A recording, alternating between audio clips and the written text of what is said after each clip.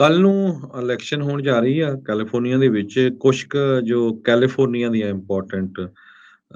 Election ਦੀਆਂ races ਆ watch ਕਰਨ ਵਾਲੀਆਂ ਆ ਲਾਸ ਐਂਜਲਸ ਦੇ ਮੇਅਰ ਪਿਛਲੇ ਹਫ਼ਤਿਆਂ ਦੇ ਵਿੱਚ ਲਾਸ ਐਂਜਲਸ ਸਿਟੀ ਦੇ ਕੌਂਸਲ ਮੈਂਬਰ ਮੇਅਰ ਕਈ ਇਨਵੋਲਵ ਹੋਏ ਸੀ ਜਦੋਂ ਵੀਡੀਓ ਲੀਕ ਹੋਈਆਂ ਸੀ ਉਹਨਾਂ ਦੀ ਗੱਲਬਾਤ ਦੀਆਂ ਤੇ ਉਸੇ ਸੰਬੰਧ ਦੇ ਵਿੱਚ ਰਿਪਰੈਜ਼ੈਂਟੇਟਿਵ ਕੈਰਨ ਬਾਸ ਉਹ ਇਸ ਮੇਅਰ ਦੀ ਪੋਜੀਸ਼ਨ ਦੇ ਲਈ ਲੜ ਰਹੀ ਹੈਗੀ ਆ ਤੇ ਕਹਿੰਦੇ ਜੇ ਉਹ ਵਿਨ ਕਰਦੀ ਆ ਤੇ ਸੈਕੰਡ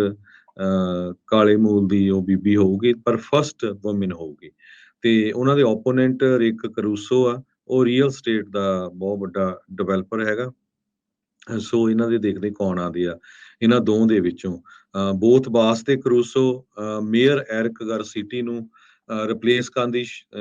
ਕੋਸ਼ਿਸ਼ ਕਰ ਰਹੇ ਆ ਐਰਿਕ ਗਰਸੈਟੀ ਅੱਜ ਕੱਲ ਯੂਐਸਏ ਦੇ ਅੰਬੈਸਡਰ ਆ ਇੰਡੀਆ ਦੇ ਵਿੱਚ ਲਾਸ ਐਂਜਲਸ ਕਾਉਂਟੀ ਦੇ ਸ਼ੈਰਿਫ ਦੀ ਜੋ ਇਲੈਕਸ਼ਨ ਆ ਉਹ ਵੀ ਬੜੀ controversial figure Los Angeles County ਦੀ ਸ਼ੈਰਿਫ ਐਲੈਕਸ ਬਿਲੇਨੋਵਾ ਉਹ ਉਹਦੇ ਅਗੇਂਸਟ ਲੌਂਗ ਬੀਚ ਦੇ ਪੁਲਿਸ ਚੀਫ ਰਾਬਰਟ ਲੂਨਾ ਹੈਗੇ ਆ ਵਿਲਨੋਵਾ ਪਿਛਲੇ ਸਮੇਂ 'ਚ ਮੀਡੀਆ ਦੇ ਨਾਲ ਉਸਨੇ ਕਾਫੀ ਕਲੈਸ਼ ਕਹਿੰਦੇ ਉਹਦੇ ਮੀਡੀਆ ਦੇ ਨਾਲ ਹੋਏ ਸੀ Los Angeles county board of supervisor ਦੇ ਨਾਲ ਉਹਦੇ ਖੁਦ ਹੀ ਡਿਪਾਰਟਮੈਂਟ ਦੇ ਜਿਹੜੇ ਹਾਈਐਸਟ ਰੈਂਕਿੰਗ ਲਿeutenants ਆ ਉਹਨਾਂ ਦੇ ਨਾਲ ਵੀ ਹੋਈ ਸੀ ਤੇ ਇਹ ਪੋਜੀਸ਼ਨ ਵੀ ਜਿਹੜੀ ਆ ਕਾਫੀ ਬਾਚਕਨ ਵਾਲੀ ਆ ਕੈਲੀਫੋਰਨੀਆ ਕੰਟਰੋਲਰ ਦੀ ਪੋਜੀਸ਼ਨ ਇਹ ਪੂਰੇ ਸਟੇਟ ਆਫ ਕੈਲੀਫੋਰਨੀਆ ਵਿੱਚ ਤੁਸੀਂ ਵੋਟ ਪਾਣੀ ਆ ਪੂਰੇ ਸਟੇਟ ਜਿਹੜੇ ਸਾਡੇ ਸਰੋਤੇ ਸੁਣ ਰਹੇ ਆ ਰਿਪਬਲਿਕਨ ਲੈਨਹੀ ਚੈਨ ਹੈਗੇ ਆ ਉਹ ਪਹਿਲੀ ਵਾਰੀ ਟਰਾਈ ਕਰ ਰਹੇ ਆ ਆਪਣੀ ਜੀਓਪੀ ਵੱਲੋਂ ਤੇ ਡੈਮੋਕ੍ਰੇਟ ਮਾਲੀਆ ਕੋਹਨ ਹੈਗੇ ਆ ਜੋ ਕਿ ਇਸ time chair California state board of equalization ਦੇ ਹੈਗੇ ਆ ਕੋਹਨ ਨੂੰ house speaker Nancy Pelosi as well as senator Dianne Feinstein ਨੇ ਐਂਡੋਰਸ ਕੀਤਾ ਹੋਇਆ ਹੈਗਾ ਤੇ ਪ੍ਰੋਪੋਜੀਸ਼ਨ ਸਭ ਤੋਂ ਵੱਧ ਇੱਕ ਇੰਪੋਰਟੈਂਟ ਹੈਗੀ ਪ੍ਰੋਪੋਜੀਸ਼ਨ 1 ਇਹ ਅਮੈਂਡ ਕਰੂਗੀ ਕੈਲੀਫੋਰਨੀਆ ਦੇ ਕਨਸਟੀਟਿਊਸ਼ਨ ਦੇ ਵਿੱਚ ਇਦਾਂ ਦੀ ਲੈਂਗੁਏਜ ਵੀ ਸਟੇਟ ਨੂੰ ਇੱਕ ਪਰਸਨ ਦੇ ਅਬੋਰਸ਼ਨ ਦੇ ਸੰਬੰਧ ਦੇ ਵਿੱਚ ਨਹੀਂ ਇਨਵੋਲਵ ਹੋਣਾ ਚਾਹੀਦਾ so or choose to refuse contraceptives abortion California 'ਚ ਲੀਗਲ ਆ ਬਹੁਤ ਚਿਰਾਂ ਤੋਂ ਪਰ ਓਪੋਜੀਸ਼ਨ ਕਾਫੀ ਜਿਹੜੀ ਆ ਕੋਸ਼ਿਸ਼ ਕਰ ਰਹੀ ਆ ਸਟੇਟ ਦੀ ਇਸ ਫਾਊਂਡਿੰਗ ਡਾਕੂਮੈਂਟ ਜਿਹੜੀ ਇਹ 'ਚ ਚੇਂਜ ਹੋਣ ਜਾ ਰਹੀ ਆ ਉਹਦਾ ਵਿਰੋਧ ਕਰਨ ਦੇ ਲਈ ਇਹ ਬੜੀ ਇੰਪੋਰਟੈਂਟ ਹੈਗੀ ਇਹਨੂੰ ਧਿਆਨ ਦੇ ਨਾਲ ਪੜ੍ਹ ਲਿਓ ਦੋ ਪ੍ਰੋਪੋਜੀਸ਼ਨਸ ਗੈਂਬਲਿੰਗ ਦੇ ਨਾਲ ਰਿਲੇਟਡ ਹੈਗੀਆਂ ਪ੍ਰੋਪੋਜੀਸ਼ਨ 26 ਆ ਇਹ ਸਪੋਰਟਸ ਗੈਂਬਲਿੰਗ ਰੇਸ ਟਰੈਕਸ ਤੇ ਕੁਝ ਟ੍ਰਾਈਬਲ ਕਸੀਨੋ ਏਰੀਏ 'ਚ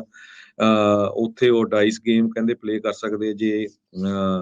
ਪਾਸ ਹੋ ਜਾਂਦੀ ਆ ਇਸੇ ਤਰ੍ਹਾਂ ਪ੍ਰੋਪੋਜੀਸ਼ਨ 27 ਕੈਲੀਫੋਰਨੀਆ 'ਚ ਲੀਗਲ ਏਜ ਜਿਹੜੀ ਆ ਸਪੋਰਟਸ ਬੈਟ ਜਿੱਥੇ ਲਾਉਂਦੇ ਆ ਉਹ ਏਜ ਫਿਕਸ ਕਰਨ ਦੀ ਗੱਲ ਹੈਗੀ ਆ ਪ੍ਰੋਪੋਜੀਸ਼ਨ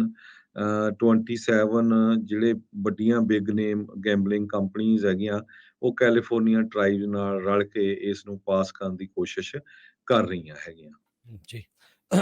ਇਸ ਤੋਂ ਇਲਾਵਾ ਬੱਚਿਆਂ ਦੀ ਐਜੂਕੇਸ਼ਨ ਦੇ ਲਈ ਇੱਕ ਜਿਹੜੀ ਪ੍ਰੋਪੋਜੀਸ਼ਨ ਆ ਉਹ ਵੀ ਨਾਲ ਜਿਹੜੀ ਉਹ ਜੁੜੀ ਜਿਹੜੀ ਉਹ ਹੈਗੀ ਆ ਸੋ ਦੇਖ ਲਿਓ ਤਾਂ ਹੁਣ ਅੱਜ ਜੇ ਅਜੇ ਤੱਕ ਵੀ ਤੁਸੀਂ ਆਪਣੀ ਡ੍ਰੌਪ ਆਫ ਨਹੀਂ ਕੀਤੀ ਬੈਲਟ ਡ੍ਰੌਪ ਬਾਕਸ ਦੇ ਵਿੱਚ ਜਾਂ ਮੇਲ ਨਹੀਂ ਕੀਤੀ ਤਾਂ ਕੱਲ ਨੂੰ ਟਰਾਈ ਕਰਿਓ ਆਪਣਾ ਜਿਹੜਾ ਬੈਲਟ ਆ ਉਸ ਨੂੰ ਜਦੋਂ ਵੀ ਤੁਹਾਨੂੰ ਲੱਗਦਾ ਸਵੇਰੇ ਦੁਪਹਿਰੇ ਜਾਂ ਸ਼ਾਮ ਨੂੰ ਉਸ ਨੂੰ ਭਰ ਕੇ ਰੱਖ ਲਿਓ ਅੱਜ ਰਾਤ ਨੂੰ ਤੇ ਕੱਲ ਨੂੰ ਫਿਰ ਜਿਹੜਾ ਆ ਉਹ ਆਪਣੇ ਪੋਲਿੰਗ ਸੈਂਟਰ ਦੇ ਵਿੱਚ ਜਾ ਕੇ ਤੁਸੀਂ ਫੜਾ ਸਕਦੇ ਹੈਗੇ ਆ ਸੋ ਜਿਹੜਾ ਕੱਲ ਨੂੰ ਮੇਲ ਕਰਨ ਦੀ ਬਜਾਏ ਬੈਟਰ ਆ ਵੀ ਜਾ ਕੇ ਜਿਹੜਾ ਉਹ ਤੁਸੀਂ ਫੜਾ ਆਇਓ ਕੈਲੀਫੋਰਨੀਆ ਦੇ ਵਿੱਚ 20% ਜਿਹੜੀ ਅਰਲੀ ਵੋਟਿੰਗ ਆ ਉਹ ਹੋਈ ਹੈਗੀ ਆ ਤੇ ਇਸ ਦੇ ਵਿੱਚ 50 ਸਾਲ ਉਸ ਤੋਂ ਵੱਧ ਉਮਰ ਵਰਗ ਦੇ ਵਿੱਚ ਸਭ ਤੋਂ ਵੱਧ ਲੋਕਾਂ ਨੇ ਹੁਣ ਤੱਕ ਵੋਟਾਂ ਪਾਈਆਂ ਆ ਤੇ ਜਿਹੜੀ 18 ਤੋਂ 34 ਦੇ ਦਰਮਿਆਨ ਆ ਉਹ ਜਿਨ੍ਹਾਂ ਦੀਆਂ ਵੋਟਾਂ ਸਭ ਤੋਂ ਜ਼ਿਆਦਾ ਆ ਪਰ ਪਾਉਂਦੇ ਸਭ ਤੋਂ ਘੱਟ ਨੇ ਅਗਲੀ ਜਿਹੜੀ ਗੱਲ ਕਰਦੇ ਜਾਈਏ ਸੈਨੋਜ਼ੇ ਹਾਈ ਸਕੂਲ ਦੇ ਵਿੱਚ ਦੋ ਵਿਦਿਆਰਥੀ ਜਿਹੜੇ ਆ ਫੈਂਟਨਲ ਦੀ ਓਵਰਡੋਜ਼ ਦੇ ਕਰਕੇ ਮਰਨੋਂ ਜਿਹੜੇ ਉਹ ਮਸਾਂ ਬਚੇ ਸੀਗੇ ਇੱਕ ਹੁਣ ਨਵਾਂ ਕੈਲੀਫੋਰਨੀਆ ਦੇ ਵਿੱਚ ਬਿੱਲ ਲਿਆਉਣ ਦੀਆਂ ਤਿਆਰੀਆਂ ਆ ਜਿਸ ਦੇ ਨਾਲ ਬੱਚਿਆਂ ਦੀ ਓਵਰਡੋਜ਼ਿੰਗ ਸਕੂਲਾਂ ਦੇ ਵਿੱਚ ਰੁਕੇ ਇਸ ਦੀ ਕੋਸ਼ਿਸ਼ ਹੋਵੇਗੀ ਸਟੇਟ ਸੈਨੇਟਰ ਡੇਵ ਕਾਟੇਜ਼ੀ ਉਹਨਾਂ ਨੇ ਨਵੇਂ ਬਿੱਲ ਨੂੰ ਅੱਜ ਅਨਾਉਂਸ ਕੀਤਾ ਤੇ ਫੈਂਟਨਲ ਦੇ ਨਾਲ ਵੱਧ ਰਹੀਆਂ ਮੌਤਾਂ, ਉਸ ਦੇ ਨਾਲ ਹੋ ਰਹੇ ਜਿਹੜੇ ਓਵਰਡੋਜ਼ ਆ, ਉਸ ਉੱਤੇ ਰੋਕ ਲੱਗੇ, ਇਸ ਉੱਤੇ ਜਿਹੜੀਆਂ ਸਿਫਾਰਸ਼ਾਂ ਆ ਉਹ ਰੱਖੀਆਂ ਆ। ਕਹਿੰਦੇ ਵੀ ਕੈਲੀਫੋਰਨੀਆ ਦੀ ਯੂਥ 15 ਤੋਂ 24 ਸਾਲ ਦੇ ਦਰਮਿਆਨ ਆ,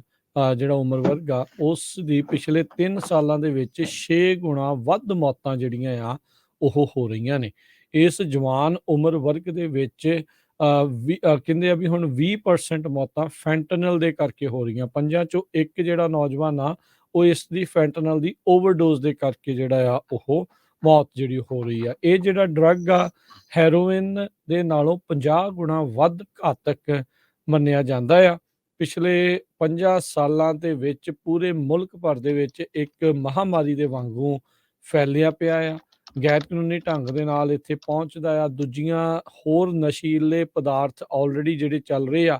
ਉਹਨਾਂ ਦੇ ਉੱਤੇ ਇਹ ਗੋਲੀਆਂ ਦੇ ਉੱਤੇ ਲਗਾ ਦਿੱਤਾ ਜਾਂਦਾ, ਜਿਸ ਕਰਕੇ ਓਵਰਡੋਜ਼